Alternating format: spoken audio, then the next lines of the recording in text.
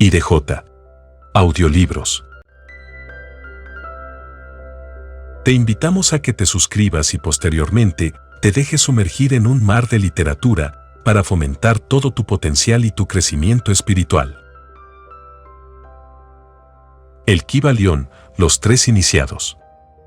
Las puertas hacia las antiquísimas enseñanzas herméticas hoy se abren ante usted, para que juntos entremos y descubramos un universo de conocimiento, el cual nace en su propia mente y se extiende hasta el infinito. Los tres iniciados. El Kybalión. Filosofía hermética del Antiguo Egipto y Grecia. Introducción. Mucho placer nos causa el poder presentar este trabajo a la atención de los investigadores de las doctrinas secretas, obra que está basada en las antiquísimas enseñanzas herméticas. Se ha escrito tan poca cosa sobre este asunto, a pesar de las innumerables referencias que se han hecho de estas enseñanzas en muchos de los trabajos sobre ocultismo, que los investigadores de las verdades arcanas habrán, sin duda, presentido la aparición de este libro. El propósito de este no es la enunciación de una filosofía o doctrina especial, sino más bien el de dar al estudiante una exégesis de la verdad, que le sirva para conciliar los muchos tópicos de los conocimientos ocultos que puede ya haber adquirido, pero que, aparentemente, son contradictorios y paradojales, lo que a menudo desanima y disgusta al principiante. Nuestro intento no es el de erigir un nuevo templo de sabiduría, sino el de colocar en manos del investigador una clave maestra con la cual pueda abrir las numerosas puertas internas que conducen al templo del misterio. Ningún conocimiento oculto ha sido tan celosamente guardado como los fragmentos de las enseñanzas herméticas, los que han llegado hasta nosotros a través de las centurias transcurridas desde los tiempos del gran fundador, Hermes Trismegisto, el elegido de los dioses, quien murió en el antiguo Egipto, cuando la raza actual estaba en su infancia. Contemporáneo de Abraham, y, si la leyenda no miente, instructor de aquel venerable sabio, Hermes fue y es el gran sol central del ocultismo, cuyos rayos han iluminado todos los conocimientos que han sido impartidos desde entonces. Todas las bases fundamentales de las enseñanzas esotéricas que en cualquier tiempo han sido impartidas a la raza son originarias, en esencia, de las formuladas por Hermes. Aún las más antiguas doctrinas de la India han tenido su fuente en las enseñanzas herméticas. Desde la tierra del Ganges muchos ocultistas avanzados se dirigieron hacia el Egipto para postrarse a los pies del maestro. De él obtuvieron la clave maestra, que, al par que explicaba, reconciliaba sus diferentes puntos de vista, estableciéndose así firmemente la doctrina secreta. De todas partes del globo vinieron discípulos y neófitos que miraban a Hermes como el maestro de los maestros, y su influencia fue tan grande que, a pesar de las negativas de los centenares de instructores que había en los diferentes países, se puede fácilmente encontrar en las enseñanzas de estos últimos las bases fundamentales en las que se asentaban las doctrinas herméticas. El estudiante de religiones comparadas puede fácilmente percibir la influencia tan grande que las enseñanzas herméticas han ejercido en todas las religiones, sea cual fuere el nombre con que se les conozca ahora, bien en las religiones muertas o bien en las actualmente existentes. La analogía salta a la vista, a pesar de los puntos aparentemente contradictorios, y las enseñanzas herméticas son como un conciliador de ellas.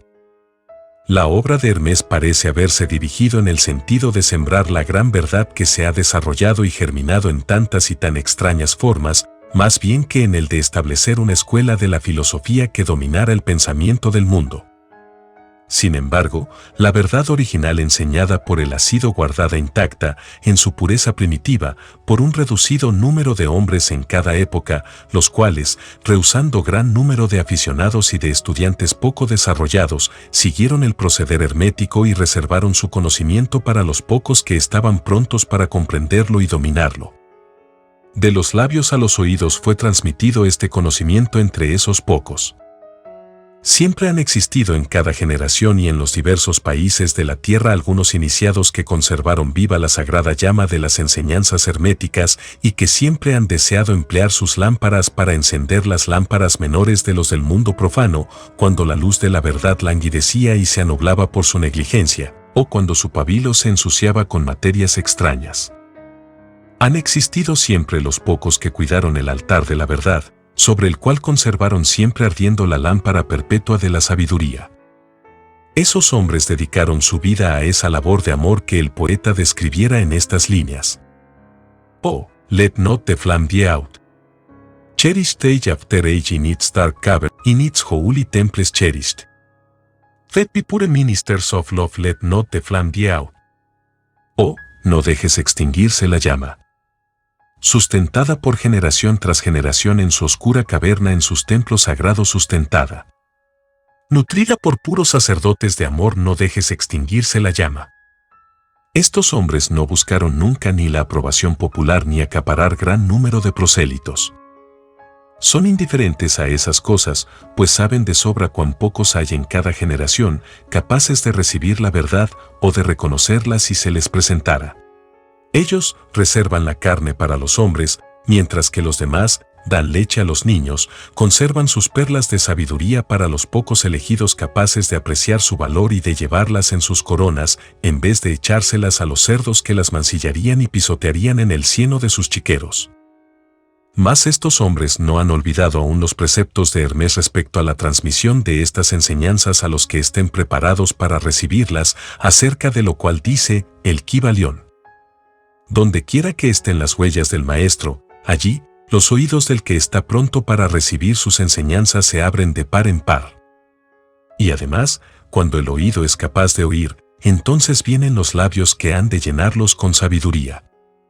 Pero su actitud habitual ha estado siempre estrictamente de acuerdo con otro aforismo de el Kybalión también, que dice que los labios de la sabiduría permanecen cerrados, excepto para el oído capaz de comprender.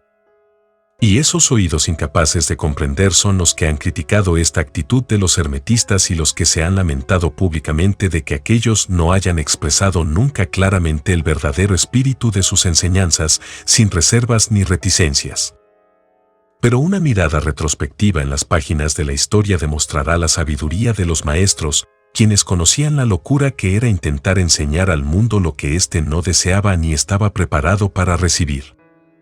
Los hermetistas nunca han deseado ser mártires, sino que, por el contrario, han permanecido retirados, silenciosos y sonrientes ante los esfuerzos de algunos que se imaginaban, en su ardiente entusiasmo, que podían forzar a una raza de bárbaros a admitir verdades que solo pueden comprender los que han avanzado mucho en el sendero. El espíritu de persecución no ha muerto aún en la tierra. Hay ciertas enseñanzas herméticas que, si se divulgaran, atraerían sobre sus divulgadores un griterío de odio y el desprecio de las multitudes, las que volverían a gritar de nuevo: ¡Crucificadlo! ¡Crucificadlo! En esta obrita hemos tratado de daros una idea de las enseñanzas fundamentales de el Kybalión, indicando todo cuanto se refiere a los principios actuales, dejándonos el trabajo de estudiarlos, más bien que el de tratarlos nosotros mismos en detalle.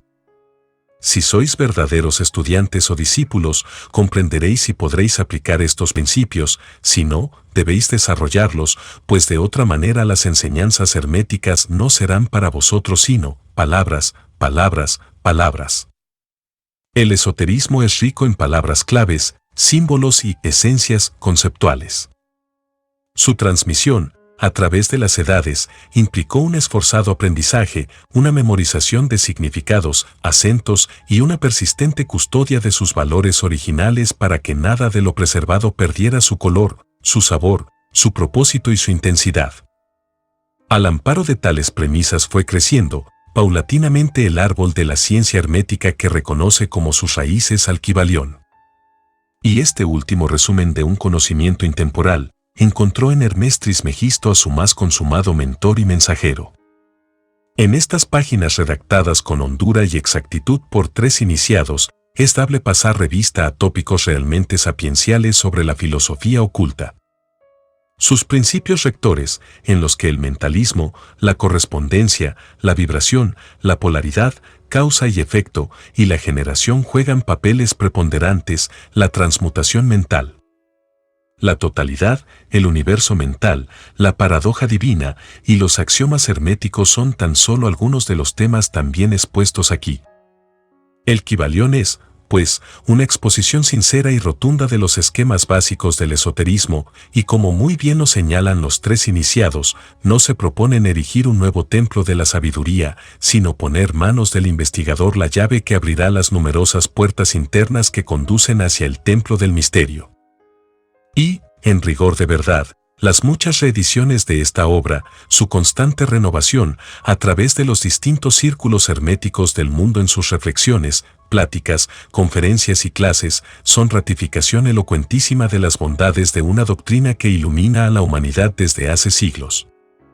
Los tres iniciados. Capítulo 1. La filosofía hermética. Los labios de la sabiduría permanecen cerrados, excepto para el oído capaz de comprender. El Kybalión. Desde el antiguo Egipto han venido las enseñanzas fundamentales y secretas que tan fuertemente han influido en los sistemas filosóficos de todas las razas y de todos los pueblos durante centurias enteras. El Egipto, la patria de las pirámides y de la Esfinge, fue la cuna de la sabiduría secreta y de las doctrinas místicas. Todas las naciones han sacado las suyas de sus doctrinas esotéricas: la India, Persia, Caldea, Media, China, Japón, Asiria, la antigua Grecia y Roma, y otros no menos importantes países, se aprovecharon libremente de las doctrinas formuladas por los hierofantes y maestros de la tierra de Isis, conocimientos que solo eran transmitidos a los que estaban preparados para participar de lo oculto. Fue también en el antiguo Egipto donde vivieron los tan grandes adeptos y maestros que nadie después ha sobrepasado, y que rara vez han sido igualados en las centurias que han transcurrido desde los tiempos del gran Hermés. El Egipto fue la residencia de la gran logia de las fraternidades místicas. Por las puertas de su templo entraron todos los neófitos que, convertidos más tarde en adeptos, hierofantes y maestros, se repartieron por todas partes, llevando consigo el precioso conocimiento que poseían y deseando hacer partícipe de él a todo aquel que estuviera preparado para recibirlo. Ningún estudiante de ocultismo puede dejar de reconocer la gran deuda que tiene contraída con aquellos venerables maestros de Egipto. Pero entre esos grandes adeptos existió uno al que los demás proclamaron el maestro de los maestros. Este hombre, si es que puede llamarse hombre a un ser semejante, vivió en Egipto en la más remota antigüedad y fue reconocido bajo el nombre de Hermés Trismegisto. Fue el padre de la sabiduría, el fundador de la astrología, el descubridor de la alquimia. Los detalles de su vida se han perdido para la historia debido al inmenso espacio de tiempo transcurrido desde entonces. La fecha de su nacimiento en Egipto, en su última encarnación en este planeta, no se conoce ahora, pero se ha dicho que fue contemporáneo de las más antiguas dinastías de Egipto, mucho antes de Moisés. Las autoridades en la materia lo creen contemporáneo de Abraham, y en alguna de las tradiciones judías se llega a afirmar que Abraham obtuvo muchos de los conocimientos que poseía del mismo Hermés. Después de haber transcurrido muchos años desde su muerte, la tradición afirma que vivió 300 años. Los egipcios lo deificaron e hicieron de él uno de sus dioses, bajo el nombre de Tat. Años después los griegos hicieron también de él otro de sus dioses y lo llamaron Hermés, el dios de la sabiduría. Tanto los griegos como los egipcios reverenciaron su memoria durante centurias enteras, denominándole el inspirado de los dioses y añadiéndole su antiguo nombre, Trismegisto, que significa 3 veces grande. Todos estos antiguos países lo adoraron, y su nombre era sinónimo de fuente de sabiduría. Aún en nuestros días usamos el término hermético en el sentido de secreto, reservado, etc., y esto es debido a que los hermetistas habían siempre observado rigurosamente el secreto de sus enseñanzas. Si bien entonces no se conocía aquello de no echar perlas a los cerdos, ellos siguieron su norma de conducta especial que les indicaba dar leche a los niños y carne a los hombres, cuyas máximas son familiares a todos los lectores de las escrituras bíblicas, máximas que, por otra parte, habían sido ya usadas muchos siglos antes de la era cristiana.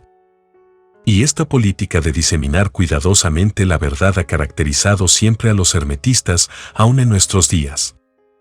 Las enseñanzas herméticas se encuentran en todos los países y en todas las religiones, pero nunca identificada con un país en particular ni con secta religiosa alguna. Esto es debido a la prédica que los antiguos instructores hicieron para evitar que la doctrina secreta se cristalizara en un credo. La sabiduría de esta medida salta a la vista de todos los estudiantes de historia.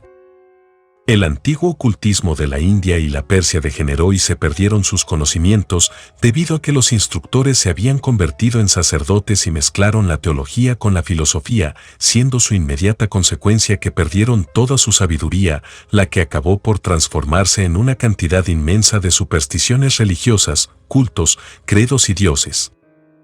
Lo mismo pasó con las enseñanzas herméticas de los gnósticos cristianos, enseñanzas que se perdieron por el tiempo de Constantino, quien mancilló la filosofía mezclándola con la teología, y la Iglesia cristiana perdió entonces su verdadera esencia y espíritu, viéndose obligada a andar a ciegas durante varios siglos, sin que hasta ahora haya encontrado su camino, observándose actualmente que la Iglesia cristiana está luchando nuevamente por aproximarse a sus antiguas enseñanzas místicas. Pero siempre han existido unas cuantas almas que han conservado viva la llama, alimentándola cuidadosamente y no permitiendo que se extinguiera su luz. Y gracias a esos firmes corazones y a esas mentes de extraordinario desarrollo tenemos aún la verdad con nosotros. Mas no se encuentra en los libros. Ella ha sido transmitida del maestro al discípulo, del iniciado al neófito, de los labios a los oídos. Si alguna vez se ha escrito algo sobre ella, su significado ha sido cuidadosamente velado con términos de astrología y alquimia, de tal manera que solo los que poseían la clave podían leerlo correctamente. Esto se hizo necesario a fin de evitar las persecuciones de los teólogos de la Edad Media, quienes luchaban contra la doctrina secreta a sangre y fuego. Aún en nuestros días nos es dable encontrar algunos libros valiosos de filosofía hermética, pero la mayor parte se ha perdido. Sin embargo, la filosofía hermética es la única clave maestra que puede abrir las puertas a todas las enseñanzas ocultas. En los primeros tiempos existió una compilación de ciertas doctrinas herméticas que eran las bases fundamentales de toda la doctrina secreta y que habían sido, hasta entonces, transmitidas del instructor al estudiante, compilación que fue conocida bajo el nombre de El Kybalión, cuyo exacto significado se perdió durante centenares de años. Sin embargo, algunos que han recibido sus máximas de los labios a los oídos las comprenden y las conocen. Sus preceptos no habían sido escritos nunca hasta ahora. Son, simplemente, una serie de máximas y axiomas que luego eran explicados y ampliados por los iniciados. Estas enseñanzas constituyen realmente los principios básicos de la alquimia hermética, la que, contrariamente a lo que se cree, está basada en el dominio de las fuerzas mentales, más bien que en el de los elementos materiales, en la transmutación de una clase de vibraciones mentales en otras, más bien que en el cambio de una clase de metal en otro. La leyenda acerca de la piedra filosofal, que convertía todos los metales en oro, era una alegoría relativa a la filosofía hermética, alegoría que era perfectamente comprendida por todos los discípulos del verdadero hermetismo. En esta obrita invitamos a nuestros estudiantes a examinar las enseñanzas herméticas, tal como fueron expuestas en El Kybalión, explicadas y ampliadas por nosotros, humildes estudiantes de las mismas, que si bien llevamos el título de iniciados somos, sin embargo, simples discípulos a los pies de Hermes, el maestro. Transcribimos aquí muchas de las máximas y preceptos de El Kybalión, acompañadas por explicaciones y comentarios que creemos ayudarán a hacer más fácilmente comprensible esas enseñanzas por los hombres modernos, especialmente teniendo en cuenta que el texto original ha sido velado a propósito con términos obscuros y desconcertantes. Las máximas originales, axiomas y preceptos de El Kybalión están impresos con otro tipo de letra. Esperamos que los lectores de esta obra sacarán tanto provecho del estudio de sus páginas como lo han sacado otros que han pasado antes por el mismo sendero que conduce al adepto desde los tiempos de Hermes Trismegisto, el maestro de los maestros, el 3 veces grande, hasta ahora. Dice El Kybalión. Donde quiera que estén las huellas del maestro, allí los oídos del que está pronto para recibir sus enseñanzas se abren de par en par. Cuando el oído es capaz de oír, entonces vienen los labios que han de llenarlos con sabiduría. De manera que, de acuerdo con lo indicado, este libro solo atraerá la atención de los que están preparados para recibirlo. Y recíprocamente, cuando el estudiante esté preparado para recibir la verdad, entonces este libro llegará a él. El principio hermético de causa y efecto, en su aspecto de ley de atracción, llevará los oídos junto a los labios y el libro junto al discípulo. Capítulo 2. Los 7 principios herméticos. Los principios de la verdad son 7, el que comprende esto perfectamente, posee la clave mágica ante la cual todas las puertas del templo se abrirán de par en par. El Kybalión. Los 7 principios sobre los que se basa toda la filosofía hermética son los siguientes. 1. El principio del mentalismo. 2. El principio de correspondencia. 3. El principio de vibración. 4. El principio de polaridad. 5. El principio del ritmo. 6. El principio de causa y efecto. 7. El principio de generación. 1. El principio del mentalismo. El todo es mente, el universo es mental. El Kybalión. Este principio encierra la verdad de que todo es mente. Explica que el todo, que es la realidad sustancial que se oculta detrás de todas las manifestaciones y apariencias que conocemos bajo los nombres de universo material, fenómenos de la vida, materia, energía, etc., y en una palabra, todo cuanto es sensible a nuestros sentidos materiales, es espíritu, quien en sí mismo es incognoscible e indefinible, pero que puede ser considerado como una mente infinita, universal y viviente. Explica también que todo el mundo fenomenal o universo es una creación mental del todo en cuya mente vivimos, nos movemos y tenemos nuestro ser. Este principio, al establecer la naturaleza mental del universo, explica fácilmente los varios fenómenos mentales y psíquicos que tanto han preocupado la atención del público y que sin tal explicación no son comprensibles y desafían toda hipótesis científica. La comprensión de este principio hermético de mentalismo habilita al individuo a realizar y conocer la ley que rige el universo mental, aplicándola a su bienestar y desarrollo. El estudiante de la filosofía hermética puede emplear conscientemente las grandes leyes mentales en vez de usarlas por casualidad o ser usado por ellas. Con la clave maestra en su poder, el discípulo puede abrir las puertas del templo del conocimiento mental y psíquico y entrar en el mismo, libre e inteligentemente. Este principio explica la verdadera naturaleza de la energía, de la fuerza y de la materia, y el cómo y el por qué todas estas están subordinadas al dominio de la mente. Uno de los antiguos maestros escribió largo tiempo a el que comprenda la verdad de que el universo es mental, está muy avanzado en el sendero del adepto. Y estas palabras son tan verdad hoy en día como lo eran cuando fueron escritas. Sin esta clave maestra el adaptado es imposible, y el estudiante que no lo posea, en vano llamará a la puerta del templo. 2. El principio de correspondencia. Como arriba es abajo, como abajo es arriba. El Kybalión. Este principio encierra la verdad de que hay siempre una cierta correspondencia entre las leyes y los fenómenos de los varios estados del ser y de la vida, y el antiquísimo axioma hermético se refiere precisamente a esto, y afirma, como arriba es abajo, como abajo es arriba, y la comprensión de este principio da una clave para resolver muchos de los más obscuros problemas y paradojas de los misteriosos secretos de la naturaleza. Hay muchos planos que no conocemos, pero cuando aplicamos esa ley de correspondencia a ellos, mucho de lo que de otra manera nos sería incomprensible se hace claro a nuestra conciencia. Este principio es de aplicación universal en los diversos planos, mental, material o espiritual del cosmos, es una ley universal. Los antiguos hermetistas consideraban este principio como uno de los más importantes auxiliares de la mente, por cuyo intermedio se puede descorrer el velo que oculta lo desconocido a nuestra vida. Su aplicación puede desgarrar un tanto el velo de Isis, de tal manera que nos permita ver, aunque más no sea, algunos de los rasgos de la diosa. De igual manera que el comprender los principios de la geometría habilita al hombre para medir el diámetro, órbita y movimiento de las más lejanas estrellas, mientras permanece sentado en su observatorio, así también el conocimiento del principio de correspondencia habilita al hombre a razonar inteligentemente de lo conocido o lo desconocido. Estudiando la mónada se llega a comprender al arcángel.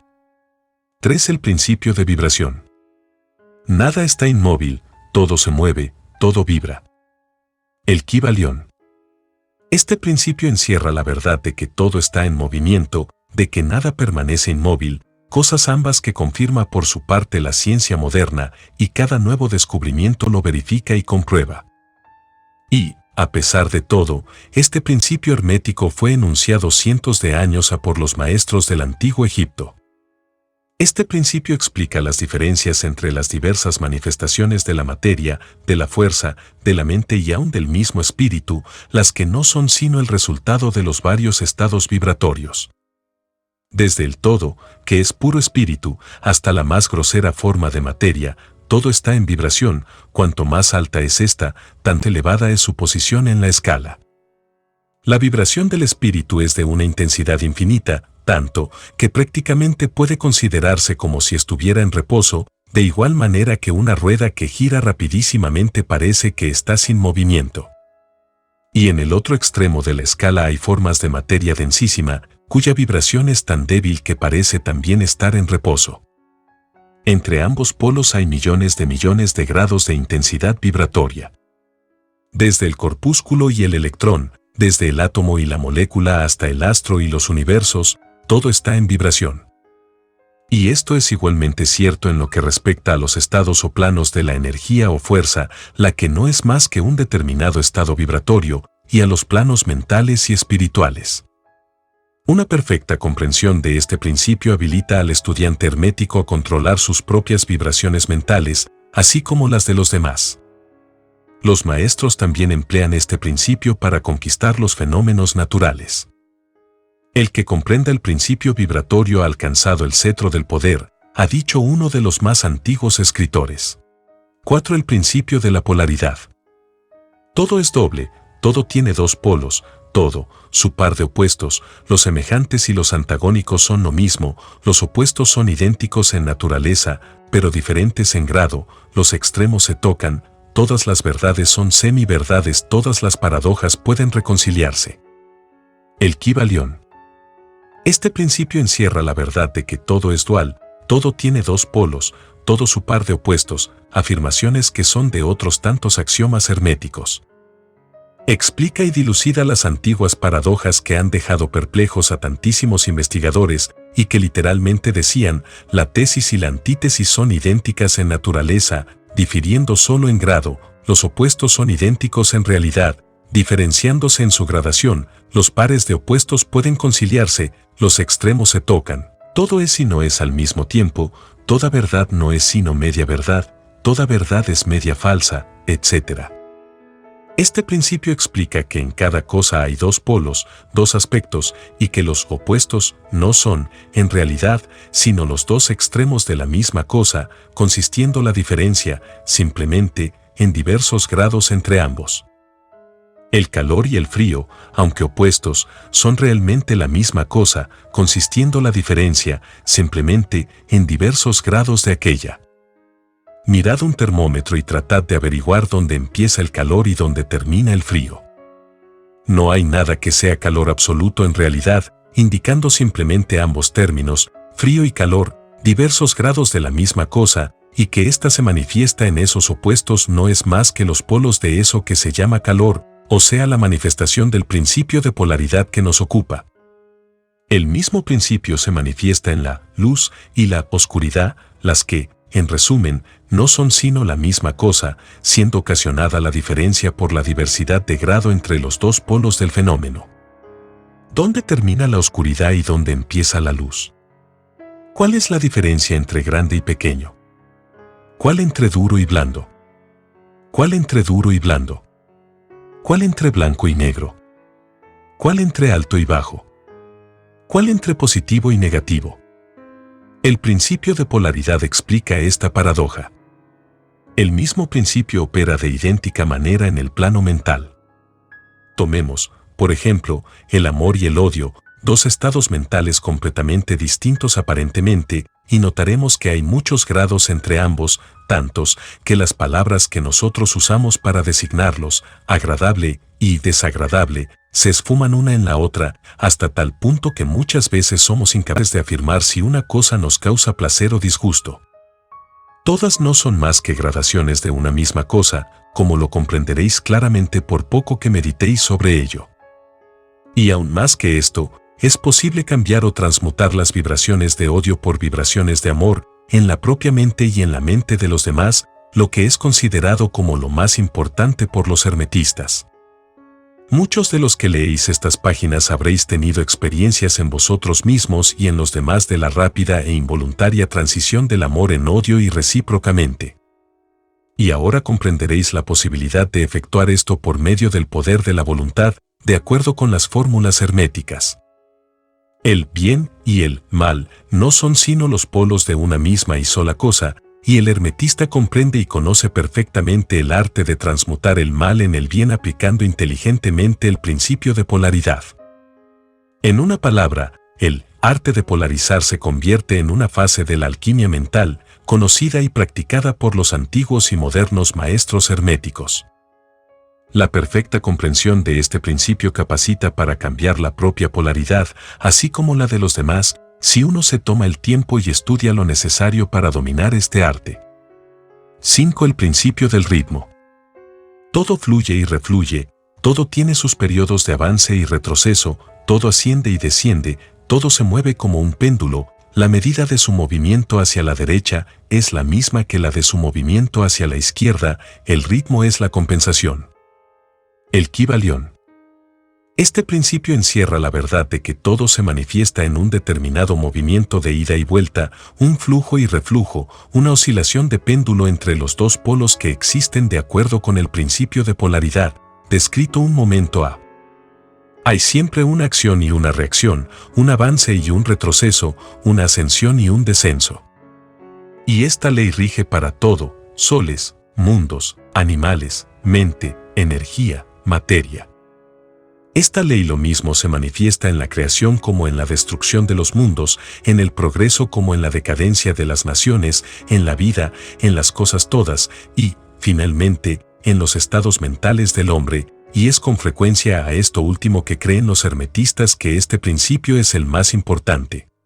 Los hermetistas han descubierto este principio, encontrándolo de aplicación universal, y han asimismo descubierto ciertos métodos para escapar a sus efectos mediante el empleo de las fórmulas y métodos apropiados. Emplean para ello la ley mental de neutralización. No pueden anular el principio o impedir que opere, pero han aprendido a eludir sus efectos hasta un cierto grado que depende del dominio que se tenga de dicho principio. Saben cómo usarlo, en vez de ser usados por él. En este y en otros parecidos métodos consiste la ciencia hermética. El maestro se polariza a sí mismo en el punto donde desea quedarse, y entonces neutraliza la oscilación rítmica pendular que tendería a arrastrarlo hacia el otro polo.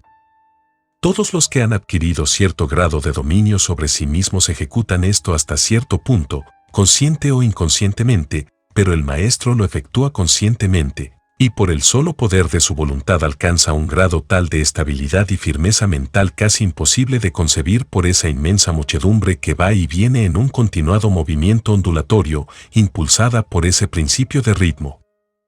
Este, así como el de la polaridad, ha sido cuidadosamente estudiado por los hermetistas y los métodos de contrabalancearlos, neutralizarlos y emplearlos forman una de las partes más importantes de la alquimia mental hermética. 6. El principio de causa y efecto. Toda causa tiene su efecto, todo efecto tiene su causa, todo sucede de acuerdo a la ley, la suerte no es más que el nombre que se le da a una ley no conocida, hay muchos planos de casualidad, pero nada escapa a la ley.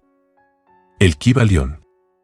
Este principio encierra la verdad de que todo efecto tiene su causa y toda causa su efecto.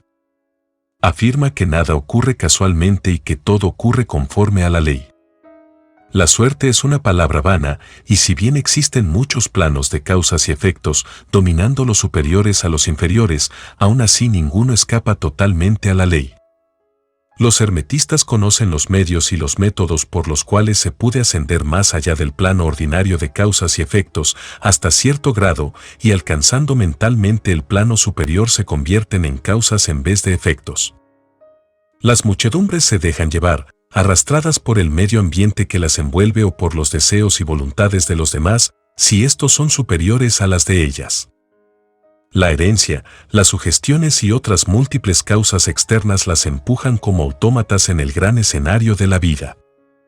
Pero los maestros, habiendo alcanzado el plano superior, dominan sus modalidades, sus caracteres, sus cualidades y poderes, así como el medio ambiente que los rodea, convirtiéndose de esta manera en dirigentes, en vez de ser los dirigidos. Ayudan a las masas y a los individuos a divertirse en el juego de la vida, en vez de ser ellos los jugadores o los autómatas movidos por ajenas voluntades. Utilizan el principio, en vez de ser sus instrumentos. Los maestros obedecen a la causación de los planos superiores en que se encuentran, pero prestan su colaboración para regular y regir en su propio plano. En lo dicho está condensado un valiosísimo conocimiento hermético, que el que sea capaz de leer entre líneas lo descubra, es nuestro deseo. 7. El principio de generación. La generación existe por doquier, todo tiene su principio masculino y femenino, la generación se manifiesta en todos los planos. El Kybalión. Este principio encierra la verdad de que la generación se manifiesta en todo, estando siempre en acción los principios masculino y femenino. Esto es verdad, no solamente en el plano físico, sino también en el mental y en el espiritual. En el mundo físico este principio se manifiesta como sexo, y en los planos superiores toma formas más elevadas, pero el principio subsiste siempre el mismo. Ninguna creación física, mental o espiritual es posible sin este principio. La comprensión del mismo ilumina muchos de los problemas que tanto han confundido la mente de los hombres.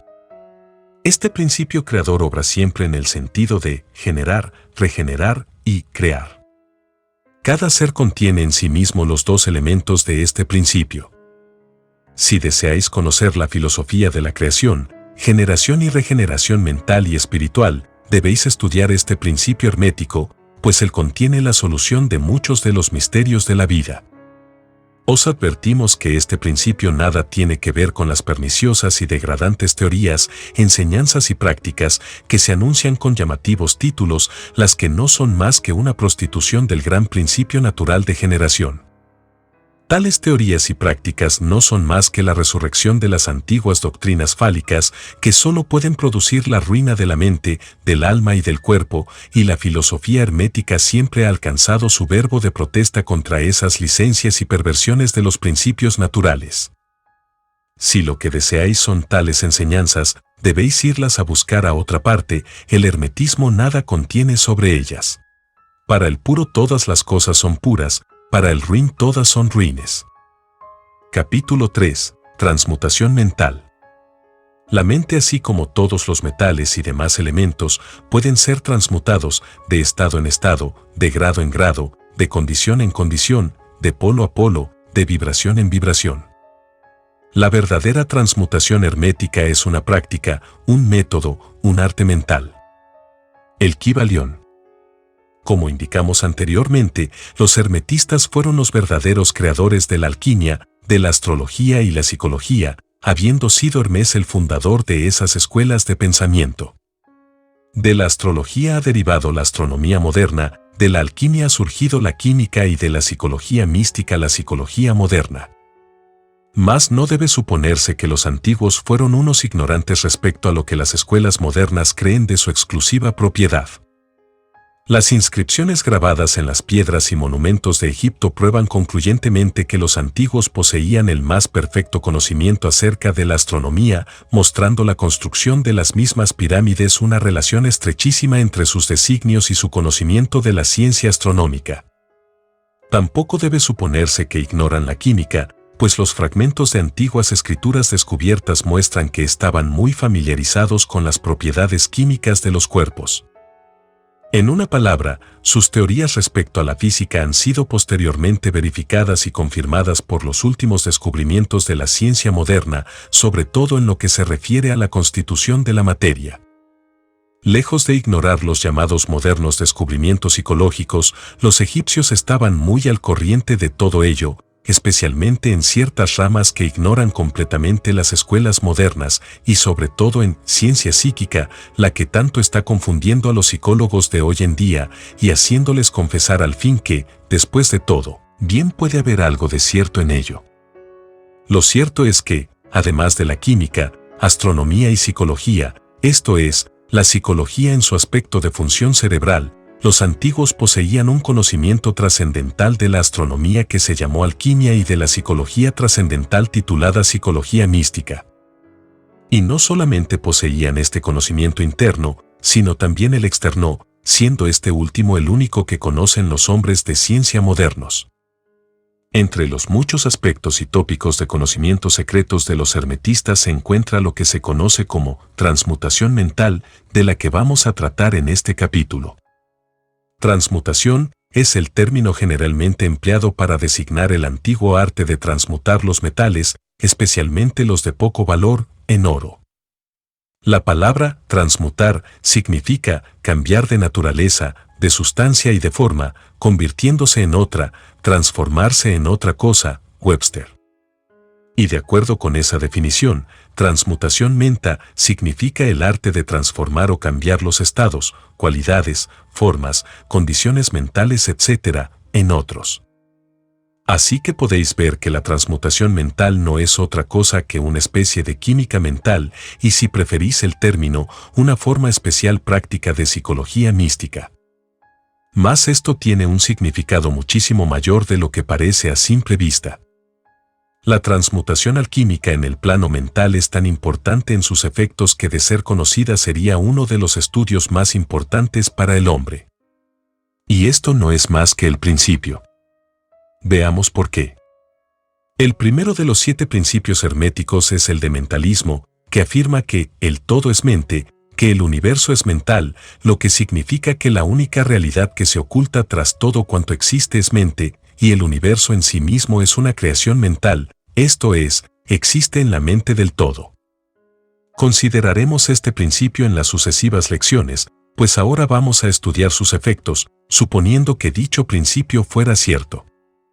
Si el universo es de naturaleza mental, entonces la transmutación mental debe ser el arte de cambiar o transformar las condiciones del universo, trátese de la materia, de la energía o de la mente. Así que esa transmutación no es otra cosa que la magia, de la que tanto han hablado los escritores antiguos en sus obras místicas, pero acerca de la cual daban tan pocas instrucciones prácticas. Si todo es mental, entonces la posesión del medio que permita transmutar las condiciones mentales debe hacer del maestro el dirigente y controlador de las condiciones materiales, así como de las operaciones llamadas mentales. Es muy cierto que nadie, excepto los alquimistas mentales más avanzados, han alcanzado el grado de poder necesario para dominar las condiciones físicas más densas, tales como los elementos de la naturaleza, la producción y cesación de las tempestades, la producción y cesación de terremotos u otros fenómenos físicos de cualquier clase. Pero que tales hombres existieron y que existen es una cosa que no duda ningún ocultista, sea de la escuela que sea. Los mejores instructores aseguran a sus estudiantes que los maestros existen, habiendo aquellos tenido algunas experiencias personales que justificaban su creencia. Estos maestros no hacen exhibición pública de sus poderes, sino que, por el contrario, permanecen solitarios para poder así actuar y trabajar mejor en el sendero de la realización. Mencionamos aquí su existencia, meramente para llamar vuestra atención acerca de que sus poderes son enteramente mentales y que operan en el sentido de la más elevada transmutación mental, según el principio del mentalismo de El Kybalión, que dice, el universo es una creación mental. Mas los estudiantes y hermetistas de los grados inferiores al de maestro, los iniciados e instructores pueden también actuar y obrar libremente en el plano mental. Todo cuanto llamamos fenómenos psíquicos, influencia mental, mentalismo, etc., son transmutación mental, pues existe un principio único y nada importa el nombre que se dé a los fenómenos que se produzcan. El que practica la transmutación mental trabaja en ese plano, transformando condiciones y estados mentales en otros, de acuerdo con fórmulas más o menos eficaces. Los varios tratamientos, afirmaciones, autosugestiones, etc., de las escuelas mentalistas no son más que esas mismas fórmulas, muy a menudo imperfectas y empíricas, del arte hermético.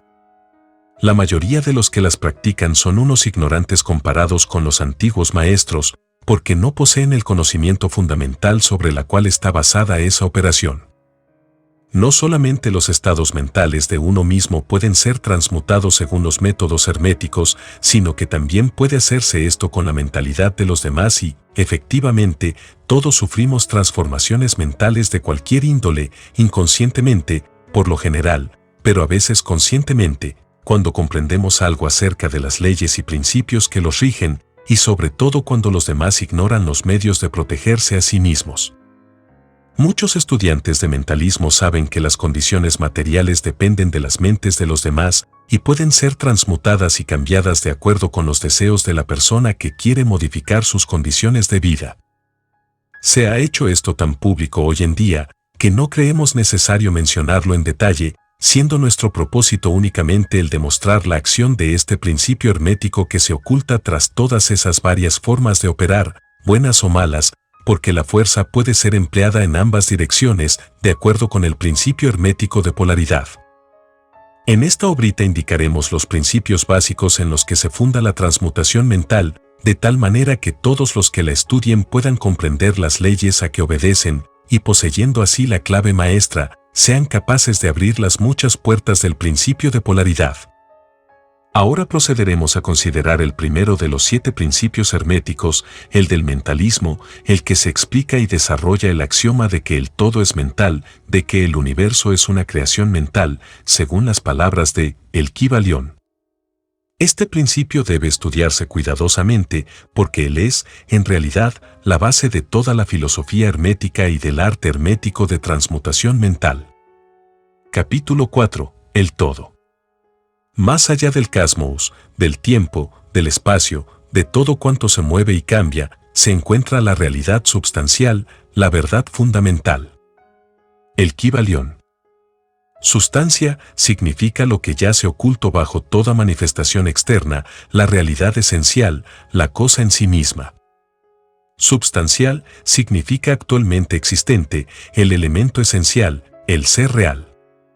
Realidad significa el estado del ser verdadero, real, eterno, permanente, fijo. Más allá de toda apariencia externa o manifestación debe haber siempre una realidad substancial. Esta es la ley. El hombre al considerar y examinar el universo, del cual es una unidad, no ve otra cosa que un cambio continuo en la materia, en las fuerzas, en los estados mentales. Ve que nada es realmente, que todo se transforma y cambia. Nada permanece, todo nace, crece, muere, tan pronto como una cosa ha adquirido su máximo desarrollo empieza a declinar, la ley del ritmo está en constante operación, no hay realidades, nada firme, nada duradero, fijo o substancial, nada permanente, todo es cambio. Todas las cosas surgen y evolucionan de otras cosas. Hay una acción continua que es seguida siempre de su reacción correspondiente, todo fluye y refluye, todo se construye y derrumba, todo es creación y destrucción, vida y muerte. Y si el hombre que tal examen hace y tales cosas ve fuera un pensador, comprendería que todas esas cosas en perpetuo cambio no pueden ser sino simples apariencias externas o manifestaciones de algún poder que se oculta tras ellas, de alguna realidad substancial encerrada en las mismas. Todos los pensadores, de cualquier país o época, se han visto obligados a afirmar la existencia de esta realidad substancial. Todas las filosofías, cualquiera que haya sido su nombre, se han basado en esta idea. Los hombres han dado a esta realidad substancial muchos nombres, algunos la han denominado Dios, otros divinidad infinita y eterna energía, materia, etc., pero todos han reconocido su existencia. Es evidente por sí misma. No necesita argumentos. En estas lecciones hemos seguido el ejemplo de algunos de los más grandes pensadores del mundo, antiguos y modernos, los maestros herméticos, y hemos denominado a ese poder que se oculta tras todas las manifestaciones, a esa realidad substancial, por su nombre hermético del todo, cuyo término nos parece es el más amplio de los que puede emplear el hombre. Aceptamos y enseñamos las teorías de los grandes pensadores herméticos, como también las de esas almas iluminadas que han ascendido a planos superiores de existencia. Unos y otros afirman que la naturaleza íntima del todo es incognoscible. Y esto debe ser así efectivamente, pues nadie, excepto el todo mismo, puede comprender su propia naturaleza y su propio ser. Los hermetistas creen y enseñan que el todo en sí mismo es y debe ser incognoscible. Consideran las teorías y especulaciones de los teólogos y metafísicos respecto a la naturaleza íntima del todo como esfuerzos infantiles de mentes mortales para sorprender el secreto del infinito.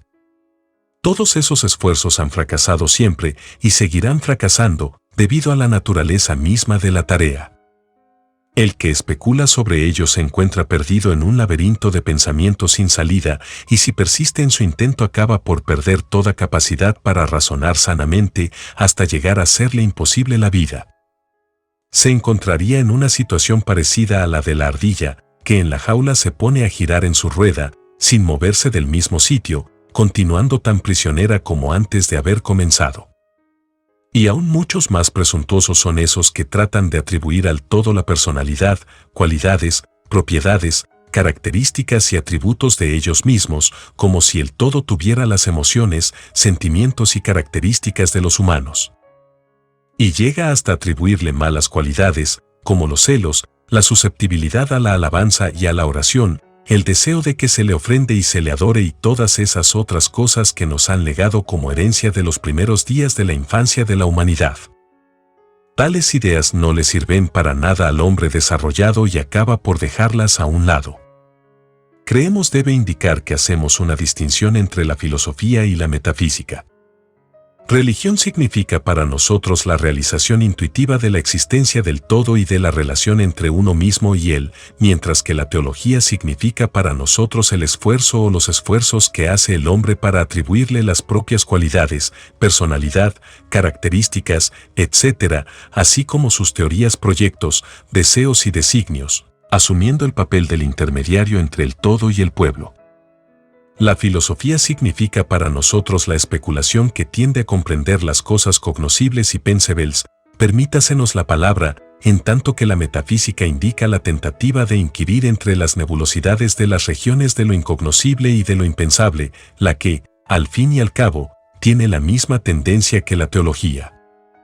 Consecuentemente, la religión y la filosofía significan para nosotros cosas que tienen realidad por sí mismas, en tanto que la teología y la metafísica son algo así como senderos tortuosos y laberínticos por los que circula la ignorancia y forman la base más insegura e inestable sobre la que puede apoyarse la mente o el alma del hombre.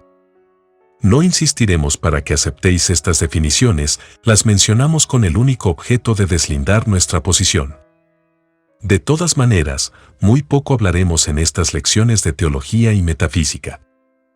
Si bien es cierto que la naturaleza esencial del todo es incognoscible, hay, sin embargo, ciertas verdades relacionadas con su existencia que la mente humana se ve obligada a aceptar.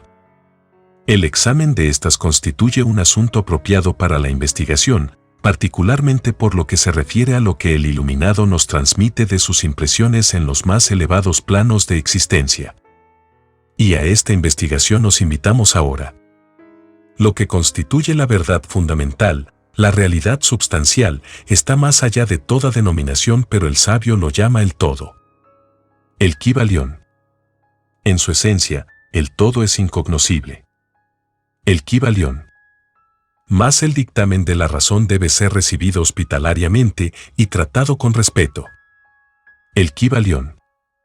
La razón humana, cuyo dictamen debemos aceptar tanto como lo juzguemos conveniente, nos dice respeto al todo, sin pretender desgarrar el velo de lo incognoscible.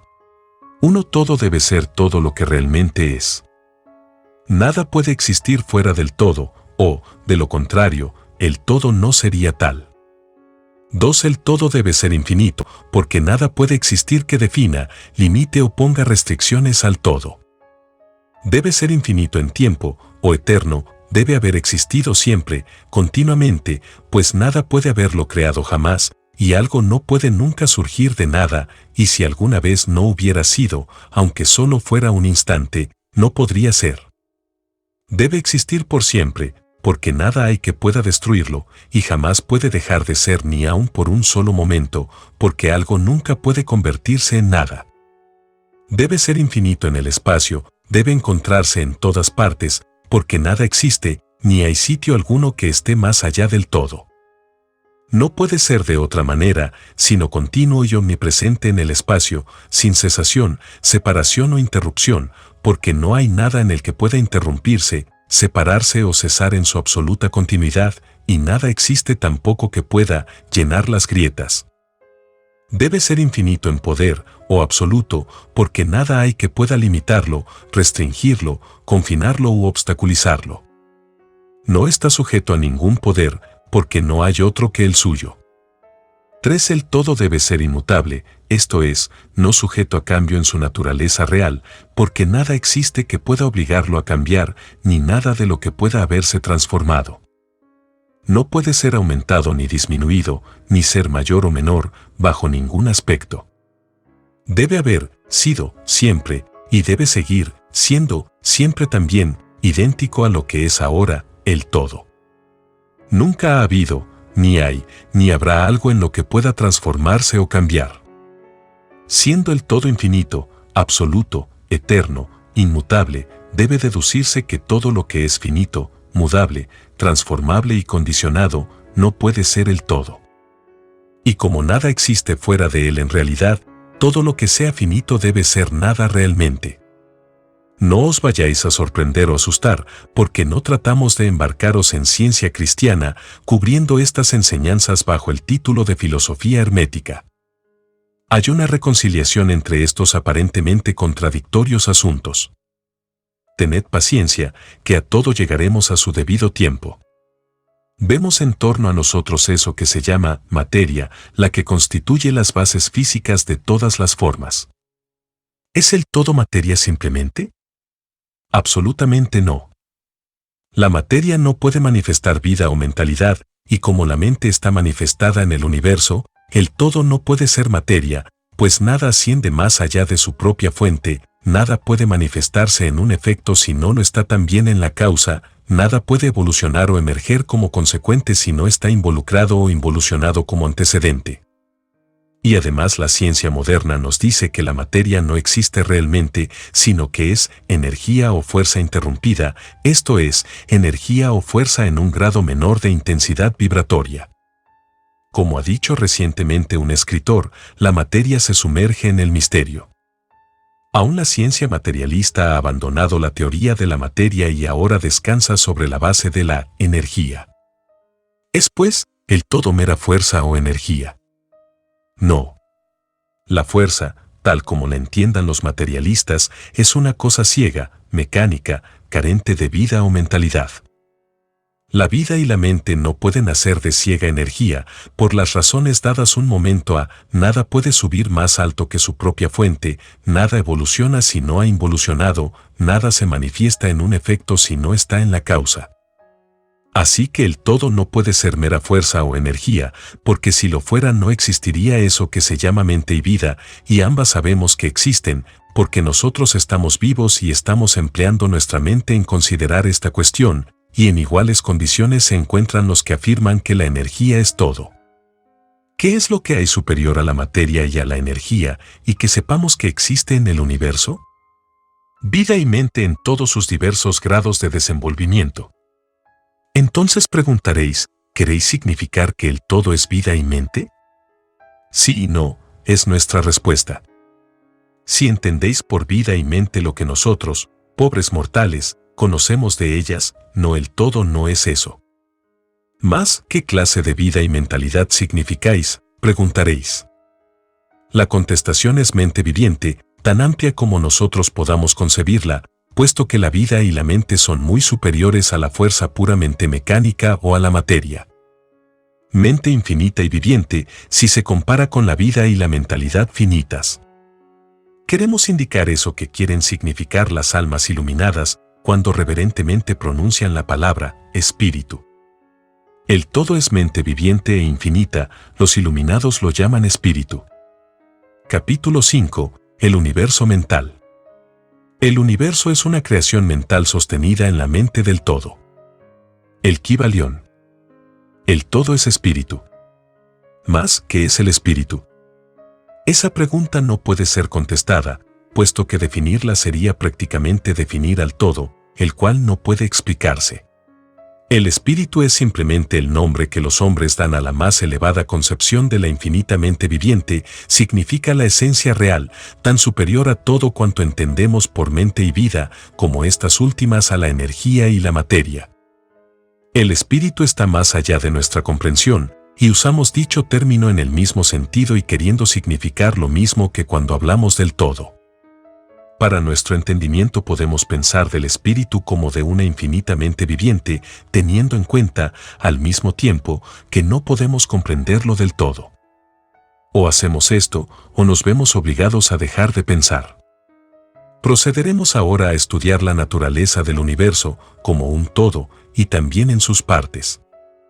¿Qué es el universo? Hemos visto ya que nada puede existir fuera del todo, entonces el universo es el todo. No, no puede serlo, porque el universo parece estar hecho de muchas, de múltiples unidades y está en continuo cambio y de todas maneras no está de acuerdo con las ideas que nos hemos visto obligados a aceptar respecto al todo, según ya indicamos en nuestra lección anterior. Entonces, si el universo no es el todo debe ser nada, tal es la inevitable consecuencia que se presenta en la mente aparentemente.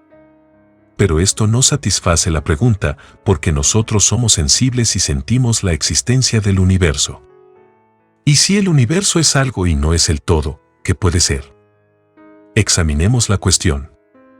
Si el universo existe absolutamente, o por lo menos parece que existe, debe proceder en alguna forma del todo, ser su creación. Pero ¿cómo algo no puede venir de nada, de que pudo crearlo el todo? Algunos filósofos han contestado a esta pregunta diciendo que el todo creó el universo del sí mismo, esto es, sacándolo de su propia sustancia. Mas esta respuesta no sirve, puesto que el todo no puede ser aumentado, ni disminuido, ni dividido, según hemos ya visto, y aunque así fuera no podría cada partícula del universo estar segura de ser el todo, puesto que éste no puede perder el conocimiento de sí mismo, ni convertirse en un átomo o fuerza ciega o un ser viviente inferior. Algunos, habiendo realizado que el todo es todo, y reconociendo que ellos existían, han llegado a la extraordinaria conclusión de que ellos y el todo eran idénticos, y han llenado el aire con sus gritos de «Yo soy Dios», sirviendo de solaz a las multitudes y de motivo de pena para los sabios. Si el átomo gritara «Yo soy hombre», todavía sería modesto en comparación. Pero, ¿qué es, en realidad, el universo, si no es el todo ni ha sido creado por él separándolo de su propia sustancia? ¿Qué otra cosa debe ser? O, mejor preguntado, ¿de qué otra cosa puede haberlo hecho? Esta es la gran cuestión. Nos encontramos con que el principio de correspondencia, veas el capítulo primero, viene en nuestra ayuda. El antiguo axioma hermético, como arriba es abajo, puede ser empleado ahora para iluminar este punto. Tratemos, pues, de comprender algo de lo que pasa en los planos superiores, examinando lo que pasa en el nuestro propio. El principio de correspondencia puede aplicarse a esto lo mismo que a cualquier otro problema. Veamos. En su propio plano de existencia. ¿Cómo crea el hombre? Primero, puede crear haciendo o construyendo algo con los materiales que el mundo externo le brinda. Mas esto no nos sirve, porque fuera del todo no existen materiales de ninguna clase con los que él pueda crear. En segundo lugar, el hombre puede crear por medio de la fecundación, que no es más que su multiplicación, acompañada por la transferencia de una parte de su propia sustancia a la matriz de la madre. Mas esto tampoco nos sirve, porque el todo no puede transferir o subtraerse a sí mismo una porción, ni puede reproducirse o multiplicarse a sí mismo. En el primer caso habrá una subtracción de su sustancia o adición al todo, lo que es un absurdo. ¿No existe otro medio por el cual crea el hombre? Sí, hay otro, la creación mental. Al crear en esta forma, él no emplea materiales que le aporte el mundo externo, ni se reproduce a sí mismo, y, sin embargo, su espíritu compenetra su creación mental. Siguiendo el principio de correspondencia, se puede pensar justificadamente que el todo crea el universo mentalmente, de una manera parecida al proceso mediante el cual el hombre crea sus imágenes mentales. Y aquí que en esta descripción coinciden tanto el dictamen dado por la razón como el de las almas iluminadas, según se puede encontrar en sus escritos o en sus enseñanzas. Tales son las doctrinas de los sabios. Tales las que enseñó Hermes. El todo no puede crear de ninguna manera, excepto mentalmente, sin emplear ni materiales, pues no hay ninguno, ni reproduciéndose, lo que también es imposible. No hay escapatoria para esta conclusión de la razón, la que, como hemos ya visto, concuerda perfectamente con lo que dicen los iluminados.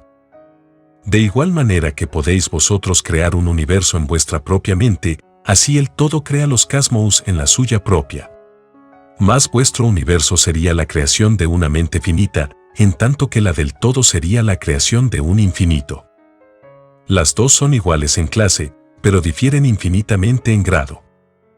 Examinaremos más estrictamente el proceso de la creación y manifestación conforme vayamos avanzando en nuestro estudio. Mas este es el punto que debéis fijar por ahora en vuestras mentes: el universo y todo lo que él contiene es una creación mental del todo, todo es mente. El todo crea en su mente infinita innumerables universos, los que existen durante eones de tiempo, y así todo, para él, la creación, desarrollo, decadencia y muerte de 1.000.000 de universos no significa más que el tiempo que se emplea en un abrir y cerrar de ojos. El Kybalión. La mente infinita del todo es la matriz del cosmos. El Kybalión.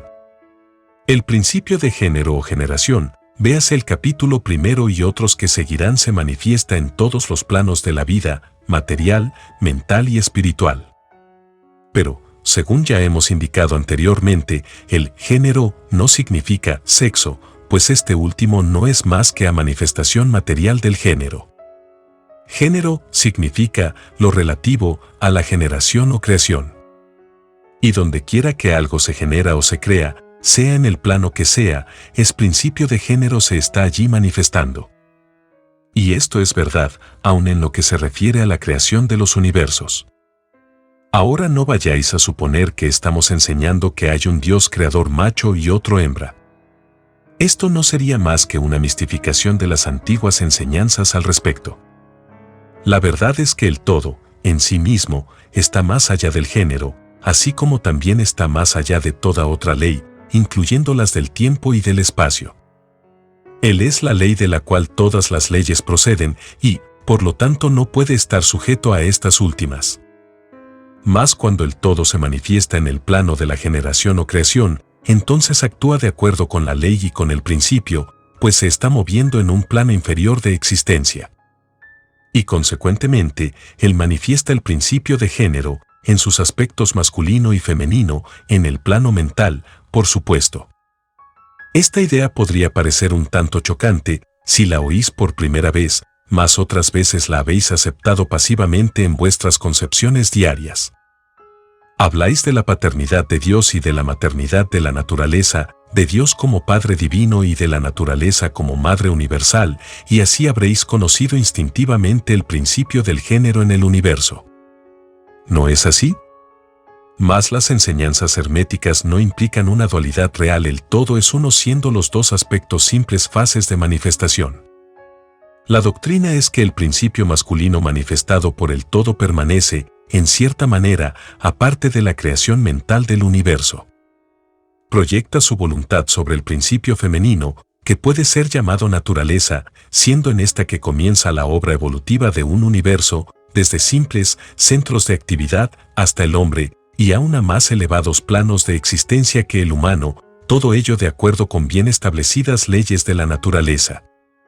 Si preferís las antiguas imágenes mentales, podéis concebir el principio masculino como Dios, el Padre, y el principio femenino como naturaleza, la Madre universal, de cuya matriz todas las cosas nacen. Esto es algo más que una simple figura poética del lenguaje, es una idea del proceso de la creación de un universo. Pero recordad siempre que el todo es uno, y que en su mente infinita es donde crean y generan y existen los cosmos. Podría ayudaros a concebir esto propiamente el aplicarle la ley de correspondencia en vuestra propia mente. Sabéis que esa parte de vosotros que llamáis yo, en cierto sentido, permanece aparte de la creación y de vuestras imágenes mentales en el intelecto. La parte de la mente en la que se efectúa la generación de imágenes puede ser llamada el mí, en distinción con el yo, que permanece aparte y que examina los pensamientos, ideas e imágenes del mí. Como arriba es abajo, acordaos, y los fenómenos de un plano pueden emplearse para resolver los enigmas de los planos superiores e inferiores. ¿Es acaso maravilloso que vosotros, los hijos, sintáis una reverencia instintiva hacia Padre-Madre? ¿Es maravilloso que cuando consideráis las obras y maravillas de la naturaleza os sintáis conmovidos hasta lo más profundo de vuestro ser? Es a vuestra madre mente a quien os estáis estrechando, como un niño se estrecha al seno de su madre. No vayáis a suponer que el pequeñísimo mundo que os circunda la Tierra, que no es más que un grano de arena en el universo, es el universo mismo. Hay millones y millones de tales mundos, y aún muchos mayores que él. Y aún hay millones de tales universos que existen en la mente del único. Y aún en nuestro sistema solar hay regiones y planos de vida muy superiores a los nuestros, y seres comparados con los que nosotros somos lo que las amebas respecto al hombre. Hay seres cuyos poderes y atributos son mucho más elevados que los del hombre, y éste jamás ha soñado que pudieran existir. Mas, a pesar de esto, esos seres fueron en poco tiempo lo que nosotros ahora, y seremos un tiempo como ellos son y aún superiores, porque tal es el destino del hombre, a juzgar por lo que nos dicen los iluminados. La muerte no es real, ni aun en sentido relativo, no es sino nacer en una vida nueva, y ascendemos y seguiremos ascendiendo a planos de vida cada vez más elevados, durante eones y eones de tiempo. El universo es nuestra casa, nuestro hogar y podemos explorarlo hasta sus más lejanos confines, antes de la consumación de los tiempos. Estamos en la mente del todo y nuestras posibilidades y oportunidades son infinitas, lo mismo en el tiempo que en el espacio.